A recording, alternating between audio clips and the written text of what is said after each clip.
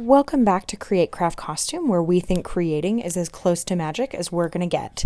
And today we're going to take these new ceramic cupcakes from Hobby Lobby and give them a Honeydukes inspired makeover. Let's get creating.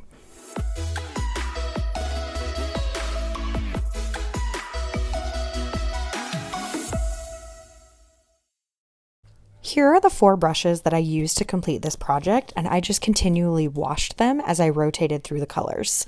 Now, I was going for a very specific color scheme that you can easily find minus these color shifting paints. I decided I wanted to make the base stand out, and you've seen me use these before on my Alchemy candle holder. I will link that in my Fantastic Beasts video above in the iCard. And I'm using the pink flash, green flash, and then a gold accent. Here you see me using my whitest and flattest brush to apply the pink flash to this, what would be the cupcake holder. And I hope you notice that this is my first layer. It looks atrocious. You should be applying acrylic paint in thin, light layers. So don't panic if it doesn't look great on the first try. This also had some particularly smooth parts, so I had to reapply even just specific areas due to the texture of it. Here you can see I'm starting to apply the second coat, and the color change is significant. By the time you apply your final coat of this, I promise you'll love it. This color changing paint is so fun to work with. Now, these cupcakes do have a lot of detail to them, so don't forget that you need to paint the inside ridge in order to make this realistic.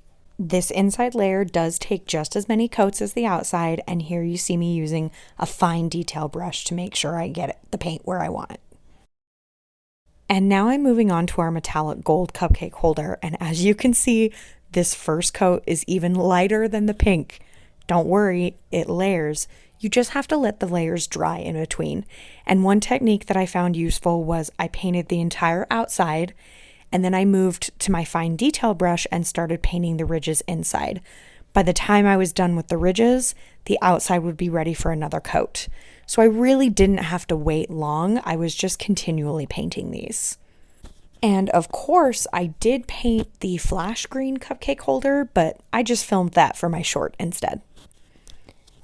As I mentioned, one of the things I liked about these is it shows a lot of realistic detail. And here I am painting the actual cupcake.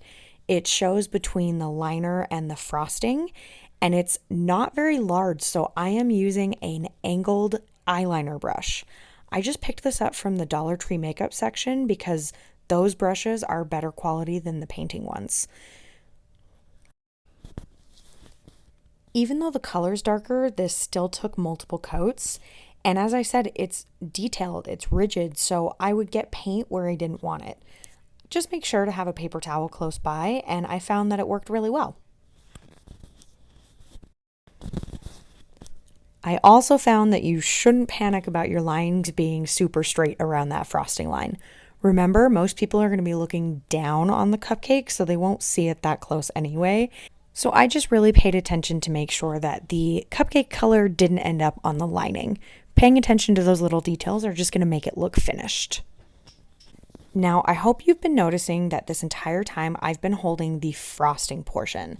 This means that I recommend painting these in stages. I let the cupcake section dry overnight because then I could hold that section the next day while painting the frosting colors. And those frosting colors will be mint green and candy pink. Now, this candy pink was a little brighter than I intended, so I did add some white paint to try and lighten it up. And because of that, I try and paint all of the pink areas at the same time, as you will see. Now, here's where the details really matter. I did find that the smoother the curve, the harder it was for the paint to stick.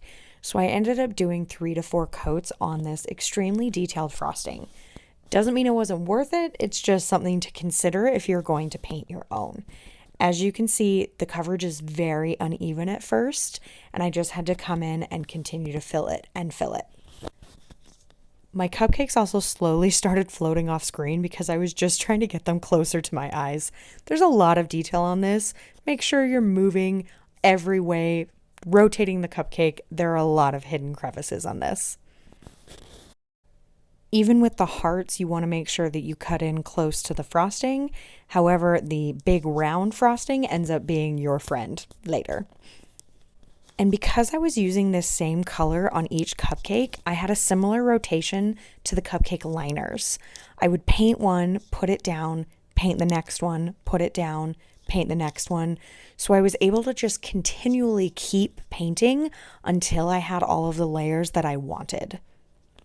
I am completing the exact same rotation with this mint green where I haven't painted now.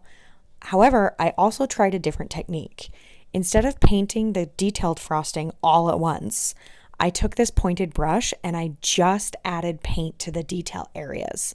I let that dry before adding more coats. I found this a lot easier to get the coverage because I wasn't taking as much paint away on my second or third coating. This one was so satisfying and oh so easy compared to the other one. Again, we're just paying attention to the details and make sure that we don't get the frosting color on the cupcake, but I really like the finished result. Now, as much as I would have loved to have said I was done painting here, I just didn't like the one dimension of these colors. So I took what was already in my paint palette and I added more red to this pink so that I could add some darker highlights.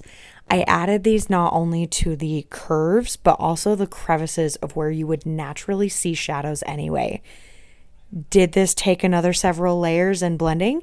Yes, it did. But do I think the results are worth it? Also, yes. Now, let it be known, I am no color expert, so I thought I would try adding black to the mint green to darken it.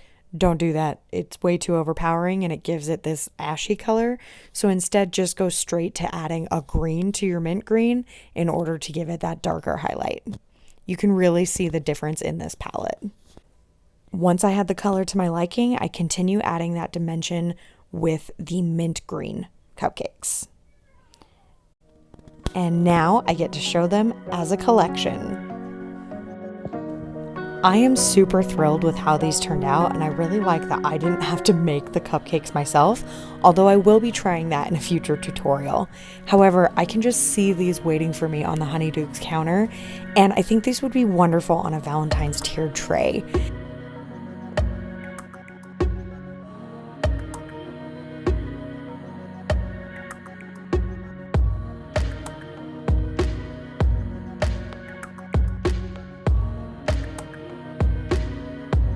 If you're not a Honeydukes fan, is there a color scheme that you would want to paint these? And if you are, be sure to check out my Harry Potter playlist, starting with my 5 Fantastic Beasts DIY creative crafts.